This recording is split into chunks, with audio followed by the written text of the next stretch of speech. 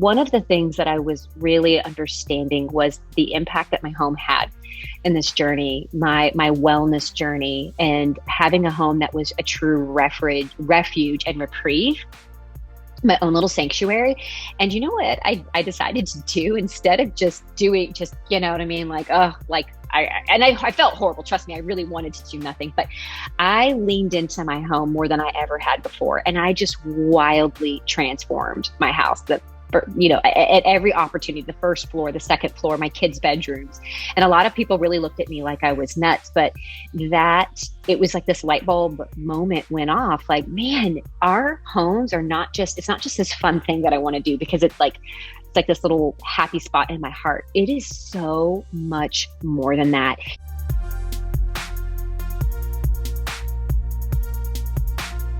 It started with my own home, right during that. And one of my children's rooms was like the most random thing. It was the very first room I ever designed. It became the #1 most popular children's room in the entire world on Houzz. And it kind of gave me this instant street cred. And it was like this random North Texas designer, right? And totally self-made. And it was just me in those early days. And made me talk about feeling, unqualified. But there was this impression in my heart that no good thing would ever come out of my comfort zone. And I had to go for it. I had to. And it all started one night at Life Group. My husband and I lead a family group on Tuesday nights, and we all went around sharing what our dreams were, like if we could do anything, and that's the first time I really said it out loud, was I would run an interior design firm. But I was so specific. It was, I knew exactly what my role would be, and I knew that I would have a team of the most amazing, talented women on the planet, which I do. And less than a year later, like, that was in motion. Like, it was only maybe a few weeks after that night, my husband came home from work and, he said, "What'd you do today, Ginger?" And I said, "Well, I started an LLC." And he's like, "For what?" I wanted something that wasn't my name. I, from the beginning, saw something bigger than me. And I wanted something that it was kind of like, I don't know what that is. It just sounds cool. And everybody could buy into it, right? And everybody could take ownership, because I'm the face of the company, but the magic and the credit and my amazing and fabulous team. I mean, these women, they're wicked smart. They're super hardworking. I love them.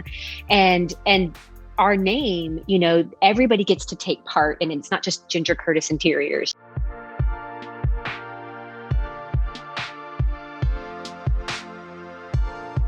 I tell them, like, if you answer a client email on the weekend or evening, you will have to talk to me, because I don't want them to. It's training our clients to really have bad habits. I need them to go play. I need them to go explore. I need them to rest, recharge their batteries. I want them to come to work on Monday morning so excited to do their jobs, and so we just have this extremely healthy work-life balance. And I do the same for me. I roll up to my house every day around 4:30, and I'm making dinner, and I'm in the kitchen with my kids, and I'm figuring out what trail I'm going to walk on. And I've heard so many people say how it's not possible to do that. Well, yes, it is.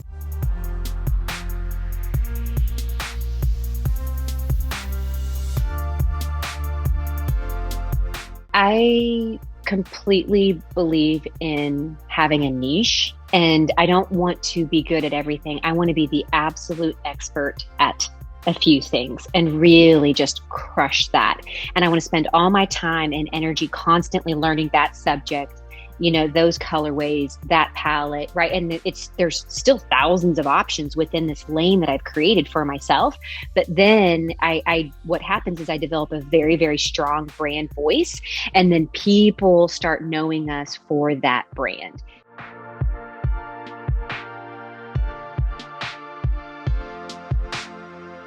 Then one day I get a knock on my door, a phone call, email, whatever it was. And I was approached by a publisher, and they said, "Ginger, we know of your story and your firm, and we want to publish your design book."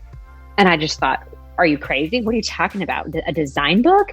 And I just couldn't I couldn't even fathom. So I really can't take credit for the idea because I was approached. And if it wasn't for that, I don't know that I could have done it because it was so hard. Even the amount of work, I was like, oh, great. This will be smooth sailing. And, I'm just going to hop on board and we're just going to sail away. Wow. Some days I felt like I was paddling upstream with a broken paddle.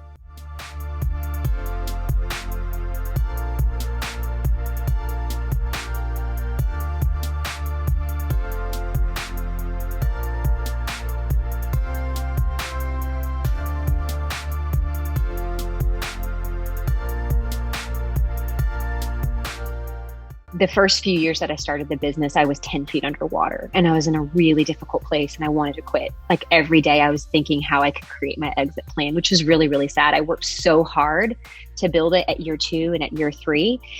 And I had a breakthrough, and that breakthrough came with me looking at my husband saying, hey, babe, either you quit your job or I quit mine because I can't do this anymore. And, we're raising 5 kids and, I'm also running a venue. We own a venue out of the Urban Firehouse. And it was a lot. And he went from full-time to part-time. My life changed overnight.